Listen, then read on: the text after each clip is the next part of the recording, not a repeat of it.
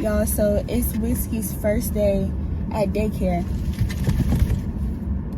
It's your first day at daycare. You don't act like you got some sense. Don't have your teacher calling me.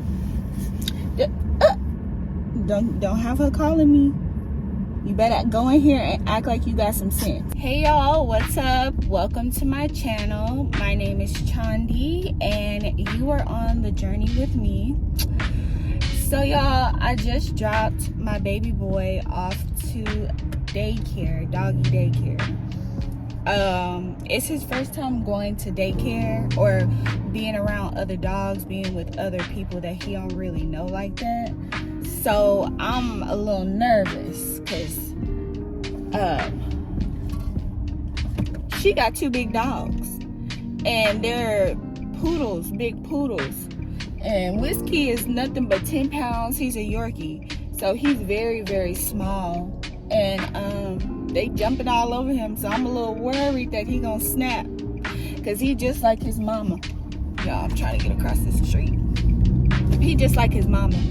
So, I don't know. We gonna see. I left his ass there because, I mean, shit, he needs to learn. He needs to be around other dogs and other people. And I, made sure that the premises was premising. And it looks very, very good. So, I think he'll be okay. I think he'll be just fine.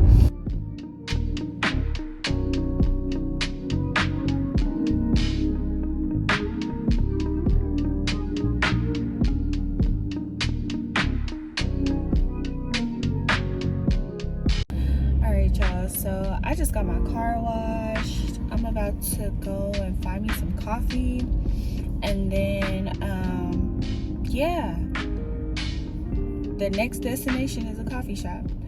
Hey y'all, so I am back. I am sitting here and I'm waiting for Whiskey to get done with his doggy daycare.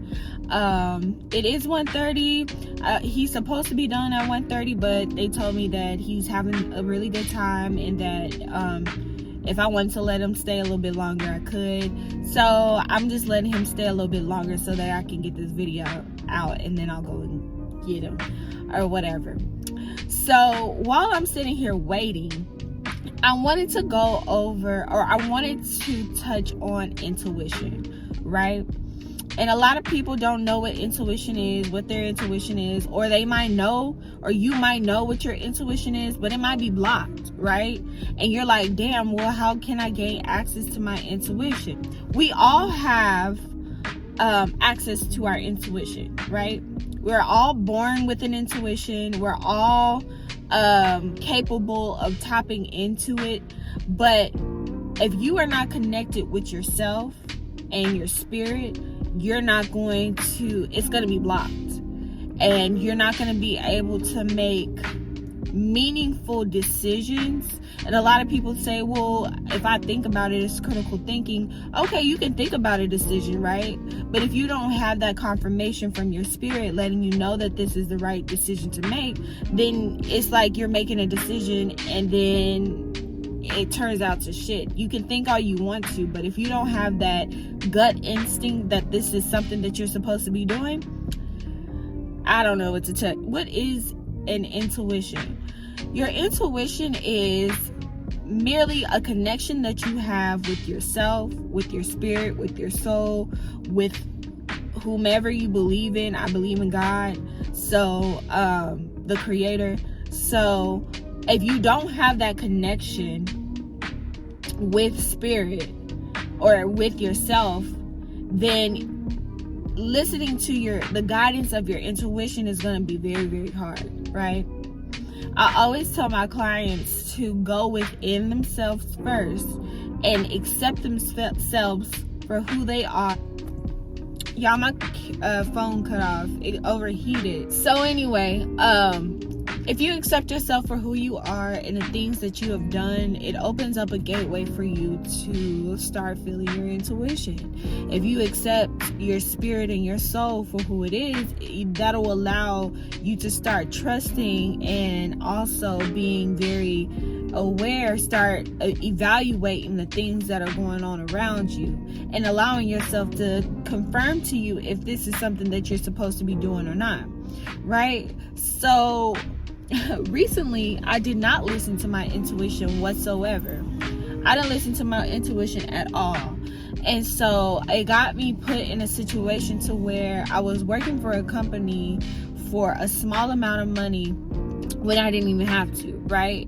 I can tell you that working at the restaurant, if you watch my last video, then you know that I worked at a bullshit ass restaurant, and they were really trying to get me on my money. Like, they was not trying to pay me my money, and that was crazy. So I don't work there anymore. But prior to all of everything that has happened there, I already had confirmation that I was not supposed to work there, right?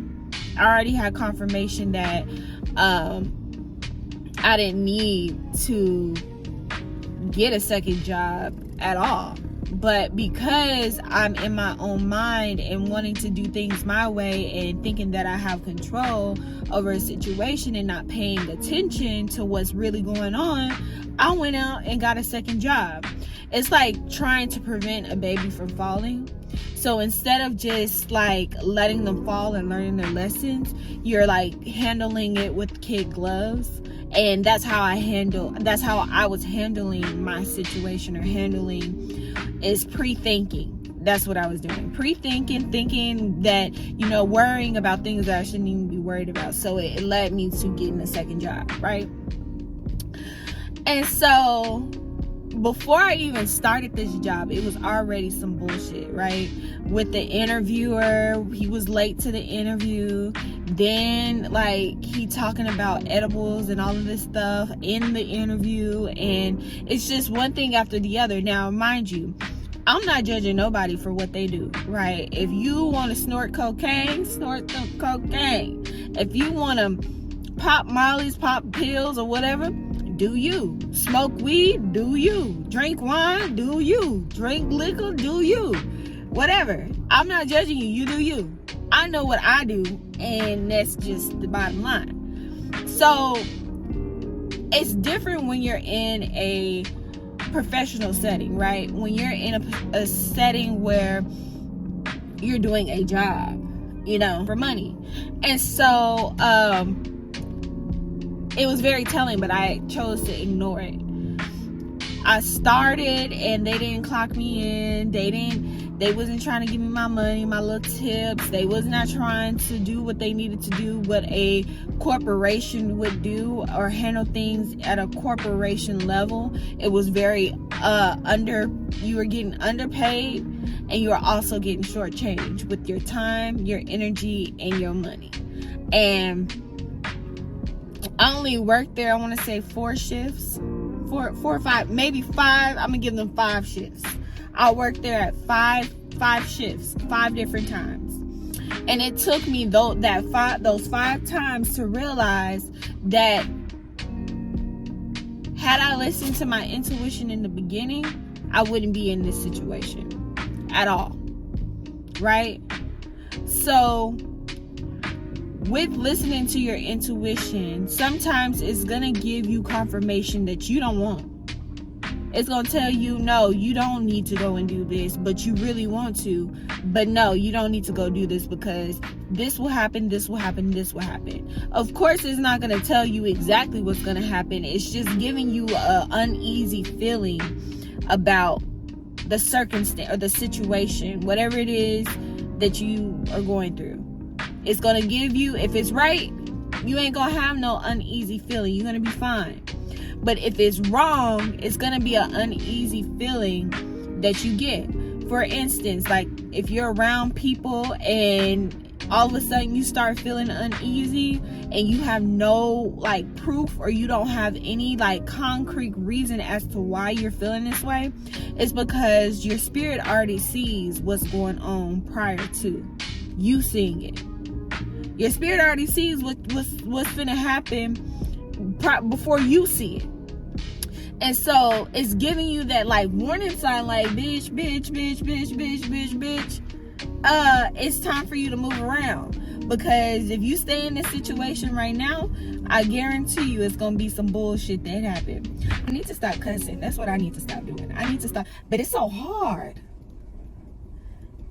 And I don't think I grew up in no cussing family. I was one. Okay, that's a different story. Listening to your intuition is key to, I want to say key to success. It's key to success, but it's also a key to life. We have many keys. It's not only one key. It's not just one key in life. It's a whole bunch of keys in life that we have to learn, right? And going through the journey and going through my journey, I've learned that listening to my and mind you, let me just back up a little bit. I'm not perfect at all, by far. I'm not perfect. I'm still learning my lessons that I've already learned. I'm learning them again, because obviously you didn't get it the first time. You said you got it the first time, but look at what you're doing now. So you didn't get it the first time, so now we got to reintroduce the same lesson. You know what I'm saying? It's like a repeating cycle. So I'm not perfect. I don't claim to be perfect, but I choose to accept my faults. I choose to take accountability for my actions, and I choose to learn, right? And grow. You grow all the time. Growth is very important. And a lot of people, they look at money and they're like, I'm successful because I'm rich, or I'm successful because I have these cars, and I'm successful because I got all of this materialistic stuff. Hey, if that's what you feel like you're successful because you have all of these materialistic items, who am I to tell you that you're not successful? Go. Good for you. I'm happy for you. I'm trying to get there. Shit, show me the way so I can get there just like you. But spiritually, being spiritually successful is something that no one can ever take from you.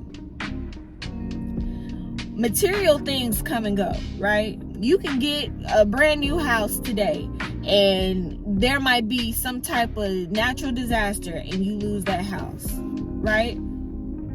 But if there's a natural disaster that happens, you can't lose your spirituality. What you've learned, you cannot lose that. It's always going to be within. It's always going to be with you. You can move to a different country and you're still going to have the same lessons that you learned in this country, in the other country that you go to. And that's what I call being spiritually successful. Being able to take adversity and turn it into something that is productive, one, and then also taking those adversities and learning from them and applying them to your life.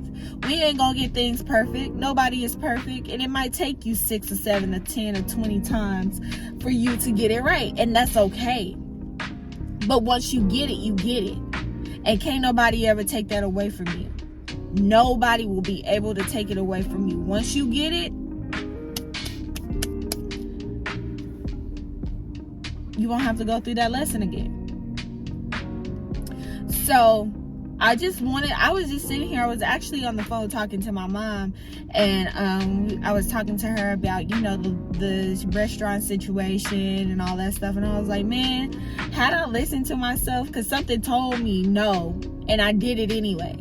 And look, it's like putting your hand on the stove, a hot stove, and they're saying it's hot, and you do it anyway, and then now your hand is burned.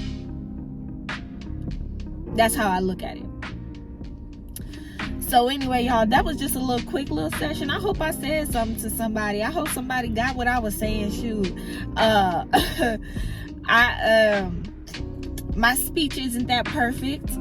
But I know what the hell I'm saying. Shit, I know what I'm saying.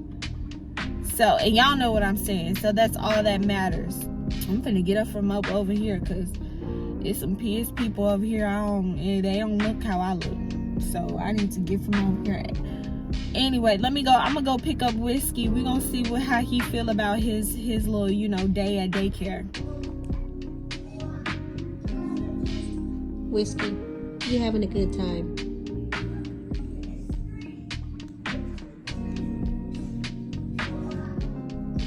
Whiskey, did you have a good time? Did you have a good time? Did you have a good time at Doggy DayCare?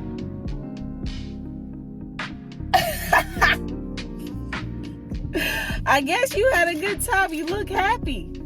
Okay. All right then. I guess. You did really good today. I'm proud of you. I know you sleepy. They say you did not have a nap. So we finna go home so you can go take a nap. Oh, Whiskey.